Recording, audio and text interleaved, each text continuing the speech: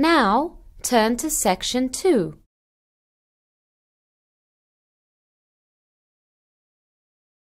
Section 2. You will hear a tour guide talking about the Newgrange Passage tomb in Ireland. First, you have some time to look at questions 11 to 16. Pause the recording for 30 seconds. Now listen carefully and answer questions 11 to 16. Good morning and welcome to the Brúna Bóin Visitor Centre.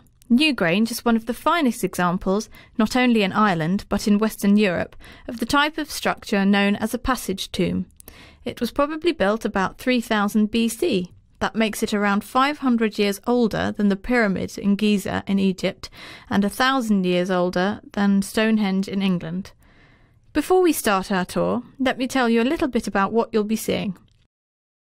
Newgrange consists of a long, narrow passage and chamber which, if we imagine looking down on it from above, would have the shape of a cross. In the two rooms of the chamber forming the arms of the cross, you will see large stone basins, which are a feature of many Paleolithic Irish tombs, though researchers can only guess about what their purpose would have been. Outside of the tomb, in front of the entrance to the passage, sits the large carved entrance stone, which I'm sure you've all seen pictures of in magazines or textbooks. After all, this stone is about the most famous example in the entire repertory of Paleolithic rock art. The spirals and zigzag lines covering it are strikingly beautiful.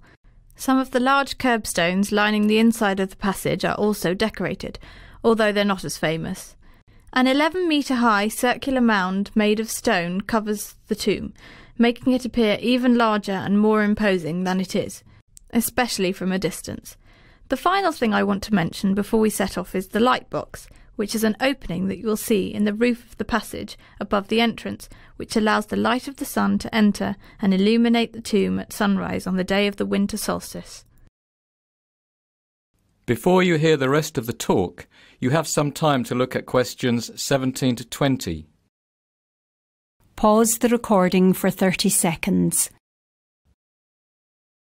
Now listen and answer questions 17 to 20. Actually, I want to tell you a bit more about the winter solstice at Newgrange. The alignment of the tomb to the winter solstice sunrise is without a doubt one of the most amazing features of Newgrange, and has led researchers to speculate that the site may not have been only a place of burial, but may have had broader cultural importance as a place of spiritual or scientific significance.